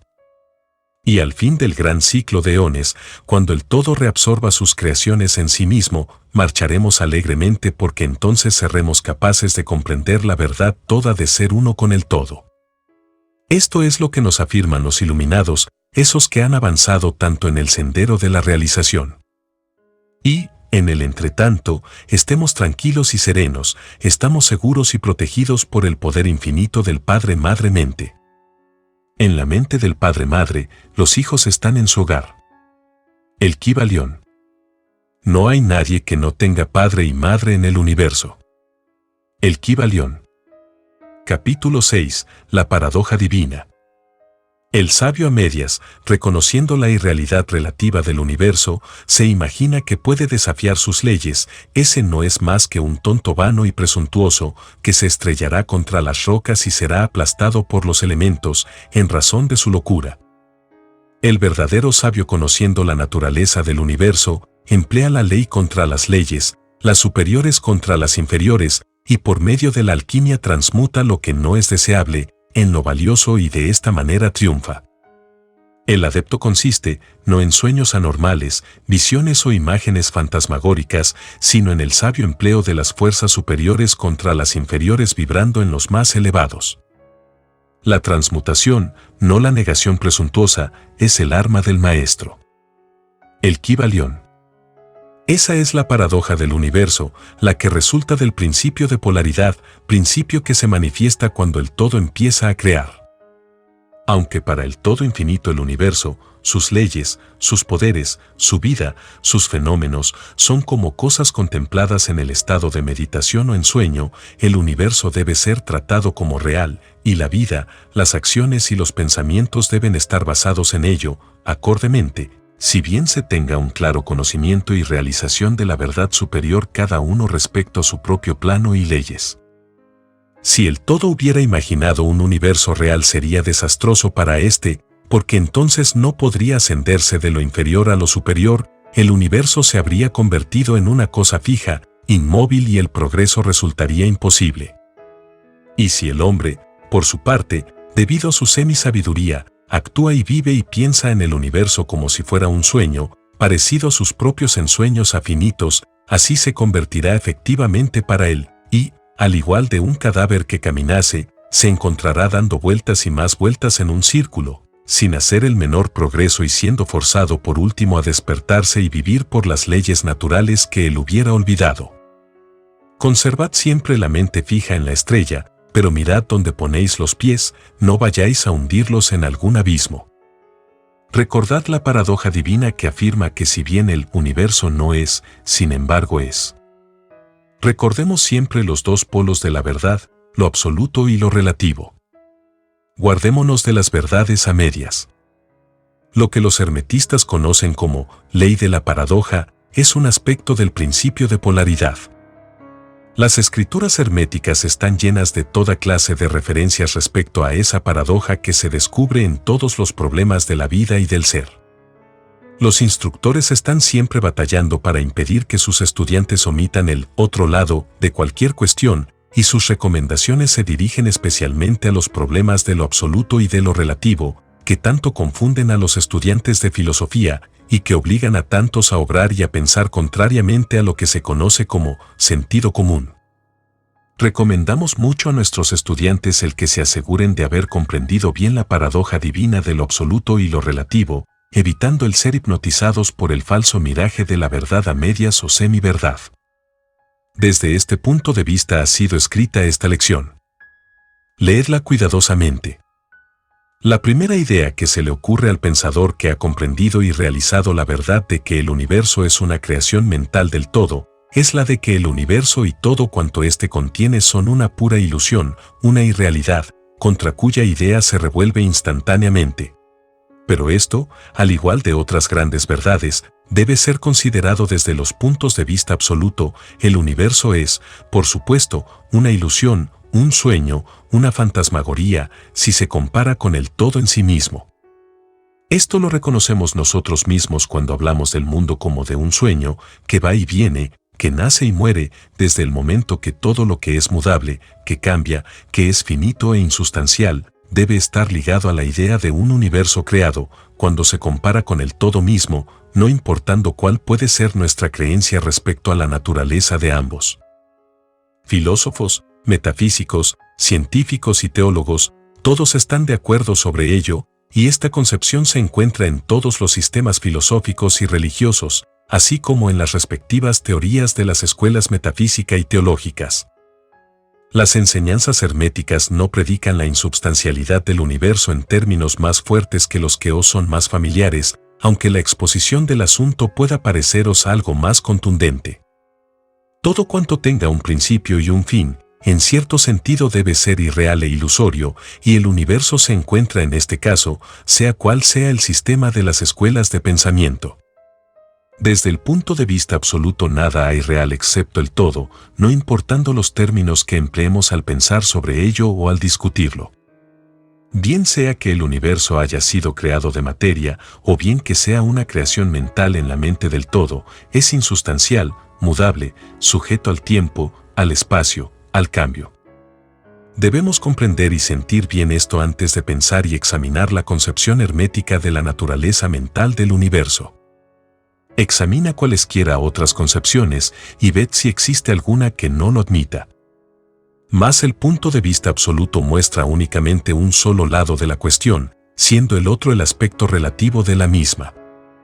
Las verdades absolutas han sido definidas como las cosas, tal como las conoce y las ve la mente de Dios, mientras que las verdades relativas son las cosas tal como la más elevada razón del hombre las comprende. Y de esta manera, mientras que para el todo el universo debe ser ilusorio e irreal, un simple sueño o resultado de la meditación, sin embargo para las mentes finitas que forman parte de ese universo, y mirando a través de las mortales facultades, el universo es ciertamente real, y así debe ser considerado. Al reconocer así el punto de vista absoluto, no cometeremos el error de ignorar o negar los hechos y fenómenos del universo, tal como se nos presentan antes nuestras facultades mortales. No somos el todo, recordémoslo. Para emplear ilustraciones familiares, podemos reconocer el hecho de que la materia existe para nuestros sentidos, y haríamos muy mal si así no lo reconociéramos. Y, a pesar de ello, nuestra mente finita reconoce la verdad científica de que no hay tal materia desde el punto de vista de la ciencia, y que lo que llamamos materia no es más que un agregado de átomos, átomos los cuales a su vez no son más que unidades de fuerza agrupadas que llamamos electrones o iones, vibrando constantemente con movimiento circular. Golpeamos una piedra y sentimos el impacto, parece ser real, y, a pesar de ello, sabemos que no es más que lo ya expuesto. Pero recuerden que nuestro pie, que siente el golpe mediante la intervención del cerebro, es similarmente materia constituida por electrones y porque de esa materia está hecho también nuestro cerebro. Y, por último, si no fuera por la mente, no sabríamos nada ni del pie ni de la piedra absolutamente. Además, el ideal que un artista o un escultor tratan de reproducir en el mármol o en el lienzo les parece muy real. Igualmente sucede con los personajes que crea la mente de un autor teatral, quien trata de expresarlos para que los demás puedan reconocerlos. Y si esto fuera cierto en el caso de nuestras mentes finitas, ¿cuál sería el grado de realidad de las imágenes mentales creadas en la mente del infinito? Para los mortales este universo de mentalidad es ciertamente muy real. Es el único que jamás podremos conocer, aunque nos elevemos de plano en plano, cada vez más alto. Para que lo pudiéramos conocer de otra manera, por experiencia actual, tendríamos que ser el todo mismo.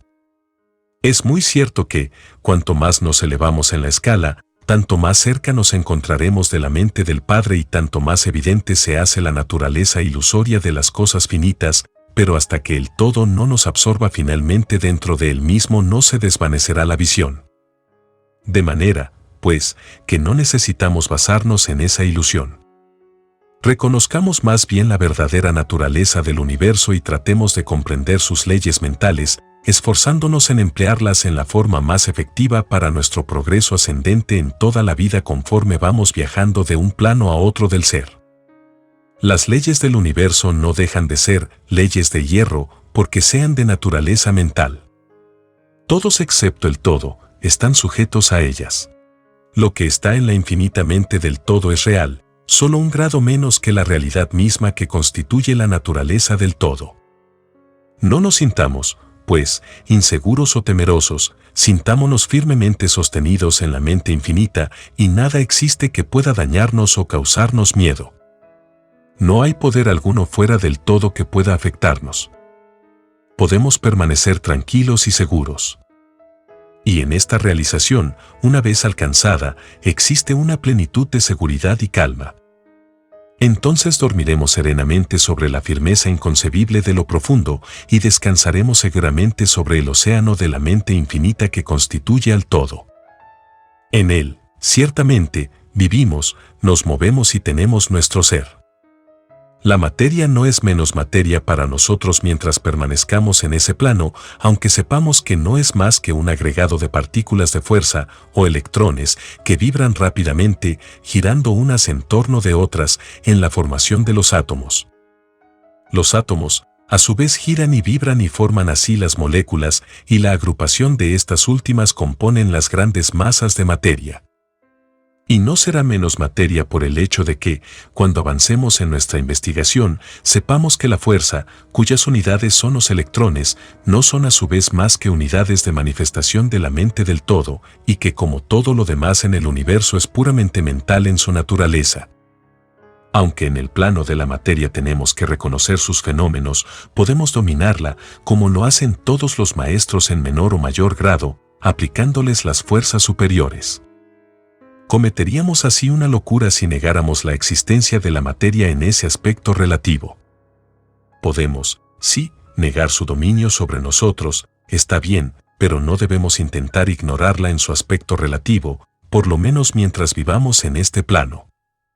Las leyes de la naturaleza tampoco se hacen menos constantes o efectivas por el hecho de que las conozcamos y sepamos que son simples creaciones mentales.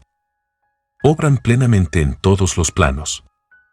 Y nos libertamos de las leyes inferiores, aplicándoles las superiores, y solo podemos conseguirlo de esta manera. Pero no podemos escapar a la ley o elevarnos por encima de ella completamente. Nadie, sino el todo, puede escapar a la ley, y esto es debido a que el todo es la ley misma, de la cual todas las demás brotan. Los más avanzados maestros pueden adquirir los poderes que se atribuyen generalmente a los dioses, y existen muchos grados del ser en la gran jerarquía de la vida, cuyos poderes trascienden hasta los de los más elevados maestros, en un grado inconcebible para los mortales. Pero hasta el maestro más grande y el ser más elevado debe inclinarse ante la ley y son como nada ante los ojos del todo. Así que si hasta esos elevados seres, cuyos poderes exceden a los atribuidos por el hombre a sus dioses, están sujetos y sirven a la ley, imagina la presunción del mortal de nuestra raza cuando mira las leyes de la naturaleza como irreales, visionarias e ilusorias, porque ha podido alcanzar a ver que esas leyes son de naturaleza mental o simples creaciones del todo. Esas leyes que el todo quiere que rijan no pueden ser desafiadas o transgredidas. Mientras subsista el universo subsistirán, porque aquel existe en virtud de esas leyes, las que forman la trama o el esqueleto en que el universo se apoya. El principio hermético del mentalismo, a la vez que explica la verdadera naturaleza del universo sobre la base de que todo es mental, no cambia las concepciones científicas del universo, de la vida o de la evolución. En realidad, la ciencia no hace más que corroborar las enseñanzas herméticas. Estas últimas enseñan que la naturaleza del universo es mental, mientras que la ciencia afirma que es material o, según sus últimas noticias, que es energía en el último análisis. Las enseñanzas herméticas tampoco están en pugna con el principio básico de Herbert Spencer, que postuló la existencia de una energía infinita y eterna, de la cual proceden todas las cosas. En realidad, los hermetistas reconocen en la filosofía de Spencer la más elevada expresión de la obra de las leyes naturales que jamás se promulgara y creen que Spencer era una reencarnación de un antiguo filósofo que vivió en Egipto millares de años y que más tarde vivió como Heráclito, el filósofo griego que viviera en el año 500 a.C. Y consideran su doctrina de la energía infinita y eterna como de acuerdo con las enseñanzas herméticas, siempre con el agregado de que esa energía es la mente del todo. Con esta clave maestra de la filosofía hermética puede el estudiante de Spencer abrir muchas puertas de las concepciones filosóficas internas del gran filósofo inglés, cuyas obras demuestran los resultados de su preparación en sus encarnaciones anteriores. Sus enseñanzas respecto a la evolución y al ritmo están casi de perfecto acuerdo con la doctrina hermética referente al principio del ritmo. Así, pues, el estudiante no necesita dejar a un lado los puntos de vista científicos referentes al universo. Todo lo que se le pide es que comprenda el principio básico de que el todo es mente, de que el universo es mental, sostenido firmemente en la mente del todo. Y encontrará que los otros 6 principios concuerdan perfectamente con este conocimiento científico y servirán para dilucidar plenamente los puntos oscuros. No hay que maravillarse de ello si se considera la influencia que el pensamiento hermético ejerciera sobre los filósofos primitivos de Grecia, sobre cuyas doctrinas descansan en gran parte las teorías de la ciencia actual. La aceptación del primer principio hermético, mentalismo, es la única gran diferencia entre la ciencia moderna y los estudiantes herméticos, y la ciencia se va dirigiendo gradualmente hacia ese punto, conforme avanza a través de la oscuridad y va encontrando su camino en el laberinto en que se ha metido en busca de la realidad. El objeto de esta lección es imprimir en la mente del estudiante el hecho de que el universo y sus leyes y sus fenómenos son tan reales, en lo que al hombre concierne, como lo serían bajo la hipótesis del materialismo y de la energía. Bajo cualquier hipótesis, el universo, en su aspecto externo, está siempre cambiando y es transitorio, y, por consiguiente, está desprovisto de realidad substancial. Pero, y nótese el otro polo de la verdad, bajo cualquiera de dichas hipótesis estamos obligados a obrar y a vivir como si esas cosas fugaces fueran reales y substanciales. Con esta diferencia siempre, que según las doctrinas se ignoraba el poder mental como fuerza natural, mientras que ahora vemos que el mentalismo es la mayor fuerza de esa clase. Y esta sola diferencia basta para revolucionar la vida de aquellos que comprenden el principio y la práctica y leyes resultantes. Por último, una vez que se comprenda la ventaja del mentalismo, se aprende a conocer, emplear y aplicar las leyes resultantes. Pero no se caiga en la tentación que, según indica el Kybalión, acecha al semisabio que lo hace hipnotizarse por la aparente irrealidad de las cosas, siendo su conciencia que camina de un lado para otro como soñando, viviendo en un mundo de ensueños, ignorando la vida diaria y su trabajo, siendo su final que se destrozará contra las rocas y se disolverá en los elementos en razón de su locura. Más bien seguid el ejemplo del sabio que la misma autoridad indica, úsese la ley contra las leyes, lo superior contra lo inferior, y por el arte de la alquimia transmutad lo que no es deseable en lo estimable, triunfando en esa forma. De acuerdo con esta doctrina, debe evitarse la semisabiduría, que es locura y que ignora la verdad de que el dominio consiste no en sueños anormales o visiones y fantásticas imaginaciones, sino en emplear las fuerzas superiores contra las inferiores, escapando así a los dolores de los planos inferiores mediante la elevación a los superiores. Recuérdese siempre que la transmutación y no la negación presuntuosa es el arma del maestro. Las citas antedichas pertenecen al Kybalión y son muy dignas de tenerlas siempre presentes. No vivimos en un mundo de sueños, sino en un universo que, si bien es relativo, es real, por lo menos en lo que concierne a nuestra vida y obras. Nuestra misión en el universo no es negar su existencia, sino vivir, empleando debidamente sus leyes para ascender de lo inferior a lo superior, viviendo y haciendo lo mejor que podamos dentro de las circunstancias que surgen cada día y viviendo, todo lo posible, nuestras más elevadas ideas e ideales. El verdadero significado de la vida no es conocido por el hombre en este plano si es que alguien lo conoce, pero los más sabios, y nuestras propias intuiciones también, nos enseñan que no nos equivocaremos si tratamos de vivir lo mejor posible y realizar la tendencia universal en el mismo sentido, a pesar de las aparentes evidencias en contra. Todos estamos en el camino, y esta vía va siempre ascendiendo, con frecuentes sitios de reposo. Léase el mensaje del Kybalión, y sígase el ejemplo del sabio, evitando el error del semisabio, quien perece en razón de su locura. Capítulo 7. El todo en todo. Si bien es cierto que todo está en el todo, no lo es menos que el todo está en todas las cosas. El que comprende esto debidamente ha adquirido gran conocimiento. El Kybalión. Cuán a menudo se ha oído a la mayoría repetir la afirmación de que su deidad era todo en todo, y cuán poco ha sospechado el íntimo significado oculto encerrado en esas palabras emitidas tan sin ton ni son. La presión comúnmente empleada es lo que ha quedado de la máxima hermética del epígrafe. Como dice el Kybalión, el que comprende esto debidamente ha adquirido gran conocimiento. Y si esto es así, tratemos de comprender lo que significa, dada su gran importancia. En esa máxima está encerrada una de las más grandes verdades filosóficas, científicas y religiosas. Ya hemos dado la enseñanza hermética concerniente a la naturaleza mental del universo, la verdad de que el universo es mental, sostenido en la mente del todo. Como dice el Kybalión en el pasaje citado, todas las cosas están en el todo.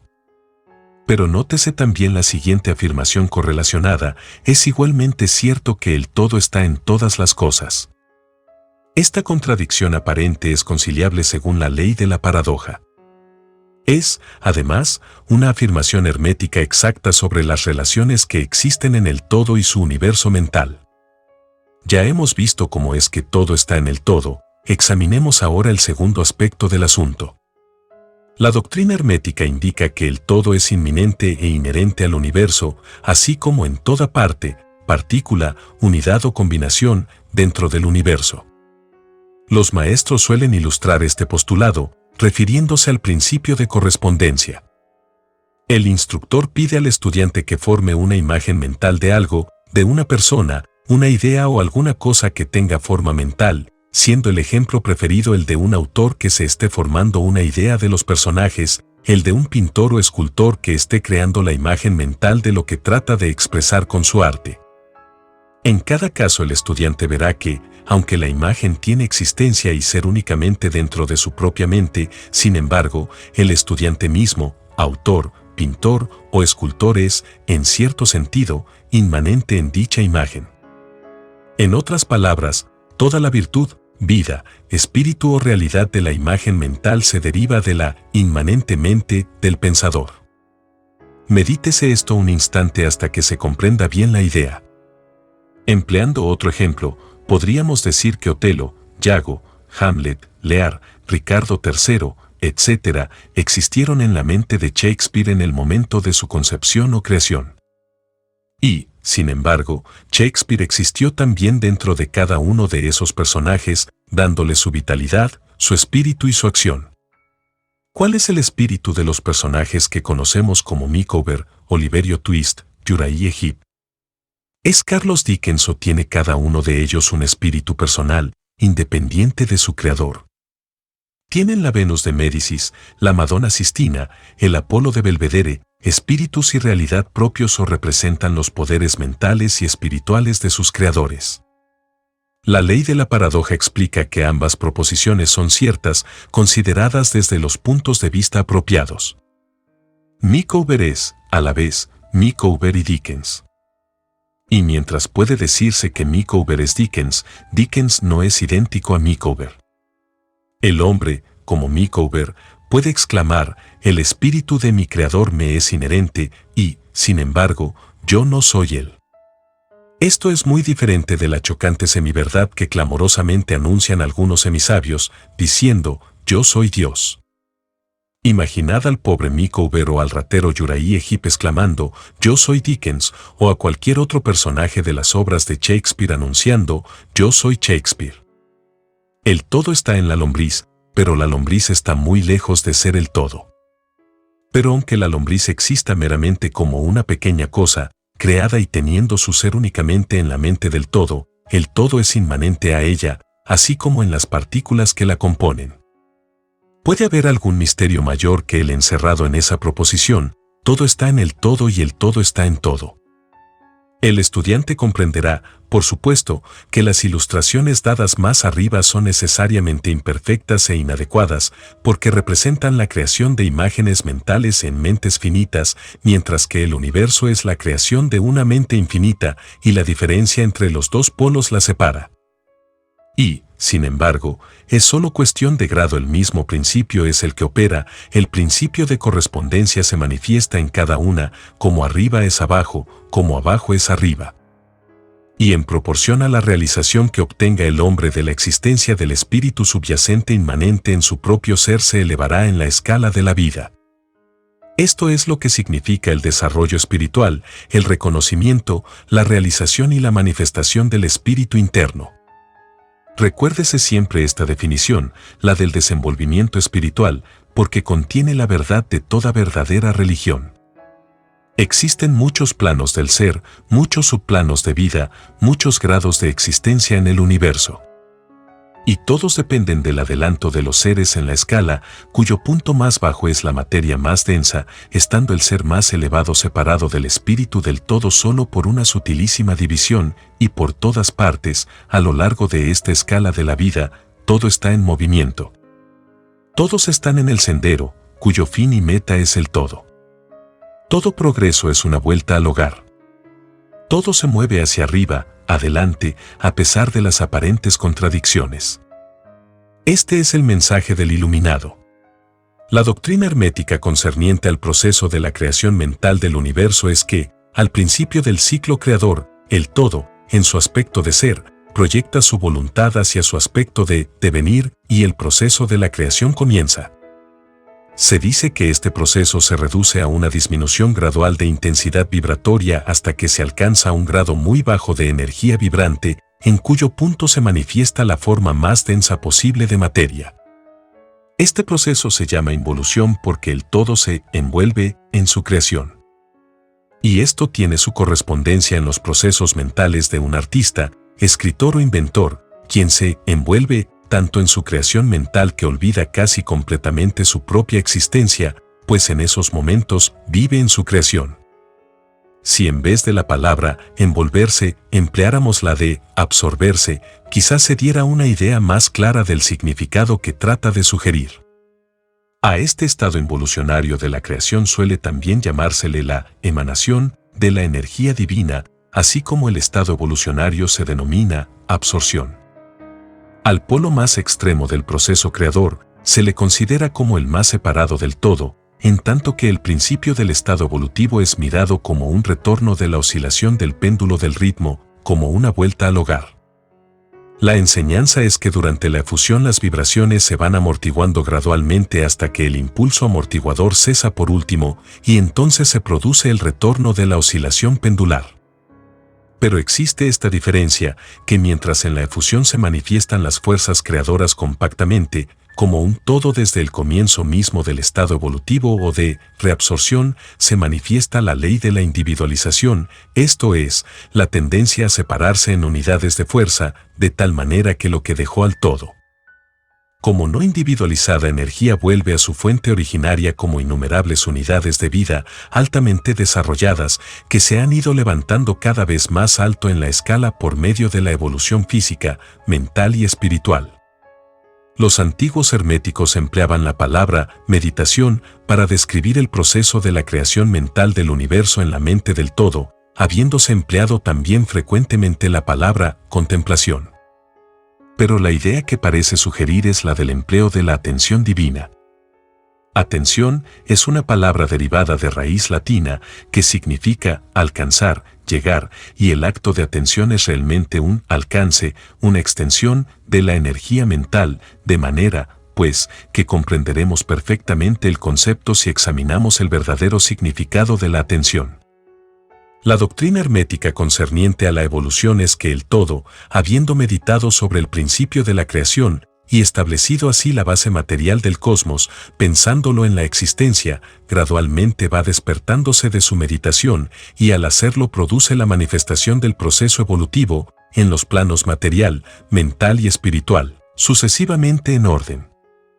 Así empieza el movimiento ascendente y todos los seres comienzan a dirigirse hacia el espíritu. La materia se va haciendo menos densa, las unidades vienen a ser, las combinaciones se inician, la vida aparece y va manifestándose en formas cada vez más elevadas y la mente se va haciendo más evidente, vibrando todo cada vez más intensamente. En una palabra, el proceso entero de la evolución, en todas sus fases, comienza y sigue de acuerdo con las leyes del proceso de absorción. Todo esto ocupa eones y eones de tiempo, estando compuesto cada eón por millones de años, pero, según dice el iluminado, toda la creación, incluyendo la involución y la evolución de un universo, no es más que un abrir y cerrar de ojos para el todo. Al final de innúmeros ciclos de eones de tiempo el todo retira su atención, contemplación o meditación del universo, porque la gran obra ha terminado, y todo queda absorbido en el de quien otrora emergiera. Pero el misterio de los misterios es que el espíritu de cada alma no queda aniquilado, sino que se expande infinitamente, sumergiéndose uno en otro el creador y el creado. Esa es la voz de la iluminación. La iluminación expuesta sobre la meditación y el subsiguiente despertar de ella del todo no es, por supuesto, más que un intento de descripción del proceso infinito mediante un ejemplo finito. Pero, no obstante, como arriba es abajo. La diferencia es solo de grado. Y así, como el todo se despierta de su meditación sobre el universo, así también el hombre, a su debido tiempo cesará de manifestarse sobre el plano material y se irá retirando cada vez más en el espíritu interno, que, ciertamente, es el ego divino. Hay otra cosa más de la que deseamos hablar en esta lección, y esto llega muy cerca del campo metafísico de especulación, aunque nuestro propósito es simplemente el mostrar la futilidad de tal especulación. Aludimos a la pregunta que inevitablemente se presenta ante la mente de todos los pensadores que se han aventurado a buscar la verdad. La pregunta es, ¿por qué creó el todo al universo? Esta pregunta podrá ser formulada en diferente forma, pero su esencia es siempre la misma. Mucho han luchado los hombres para contestársela, pero aún no se posee respuesta alguna que merezca ese nombre. Algunos se han imaginado que el todo ganaría algo con ello, pero eso es absurdo, porque ¿qué es lo que podrá obtener el todo que ya no posea? Otros dicen que el todo desea amar a algo, o que lo había creado para divertirse, o porque está vacío, o para manifestar su poder. Pero todas esas respuestas son pueriles e infantiles y pertenecen a la primera infancia del pensamiento. Algunos han tratado de explicar el misterio presumiendo que el todo se vio compelido a crear en razón de su naturaleza interna o su instinto creador. Esa idea, si bien representa un adelanto sobre las otras, tiene un punto débil. Si su naturaleza interna o instinto creador lo impulsara a hacer algo, entonces la naturaleza interna o instinto creador sería el absoluto en vez del todo, y de ahí que la proposición falle por su misma base. Sin embargo, el todo crea y se manifiesta y parece encontrar cierta satisfacción al hacerlo. Y es muy difícil escapar a la conclusión de que en algún grado infinito tendría que tener algo que correspondiera a una naturaleza interna o instinto creador en el hombre, con un deseo y voluntad correspondientemente infinito. No podría obrar si no quisiera hacerlo, no podría hacerlo a menos que lo deseara, y no lo desearía si no obtuviera con ello una satisfacción. Y todas estas cosas pertenecerían a una naturaleza interna, y podría postularse su existencia de acuerdo con la ley de correspondencia, tanto interna como externa. Este es el problema que yace en la raíz misma de la dificultad y la dificultad que se encuentra en la misma raíz del problema. Estrictamente hablando, no puede decirse que haya ninguna razón para obrar, porque una razón implica una causa, y el todo está por encima de la causa y del efecto, salvo cuando su voluntad misma se convierte en una causa, en cuyo momento el principio se pone en movimiento. De manera, pues, que no puede pensarse en el mismo asunto, porque como el mismo todo es incognoscible. Así como nos vemos obligados a decir simplemente el todo es, así también solo podemos decir que el todo obra porque obra. Y, en último término, el todo es la razón en sí misma, y puede decirse en verdad que él es su propia razón, su propia ley, su propio acto, mejor aún, que el todo, su razón, su acto y su ley, son uno, siendo las palabras diferentes nombres de la misma cosa.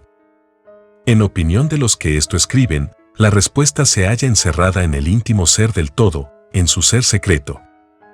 La ley de correspondencia, en nuestra opinión, solo llega al aspecto del todo que denominamos el aspecto de devenir o de estado. Tras ese aspecto está el de ser, en el cual todas las leyes se pierden en la ley, todos los principios en el principio y el todo, el principio y el ser, son idénticos, uno y lo mismo. Por consiguiente, toda especulación metafísica sobre el punto es fútil. Si nos ocupamos aquí de la cuestión es solo para mostrar que, si bien reconocemos el hecho, reconocemos también lo absurdo de las respuestas dadas por metafísicos y teólogos. En conclusión, podrá ser de interés para los estudiantes el saber que en tanto que algunos de los antiguos y modernos instructores herméticos se inclinan más bien a aplicar el principio de correspondencia a la cuestión, que da por resultado la naturaleza interna, la leyenda dice que Hermes, el Grande, cuando le fue hecha esa pregunta por algunos de sus más avanzados estudiantes, contestó apretando los labios fuertemente y no diciendo una palabra, como si indicara que no había respuesta. Pero también puede ser que quisiera aplicar el axioma de esta filosofía que dice que los labios de la sabiduría permanecen cerrados, excepto para los oídos del entendimiento, en la creencia de que aún sus más aventajados discípulos no poseían la comprensión necesaria que los calificara para esa enseñanza. De cualquier manera, si Hermes poseyó el secreto no lo comunicó, y por lo menos en lo que al mundo concierne los labios de Hermes están cerrados al respecto. Y si Hermes el Grande vaciló en hablar, ¿quién sería el osado mortal que tratara de enseñarlo? Pero, recordémoslo, cualquiera que sea la respuesta de este problema, si es que hay alguna, la verdad es que, si bien es cierto que todo está en el todo, no lo es menos que el todo está en todas las cosas. La proposición en este punto es enfática. Y, para terminar, repetiremos las palabras de la cita: el que comprenda esto debidamente ha adquirido gran conocimiento.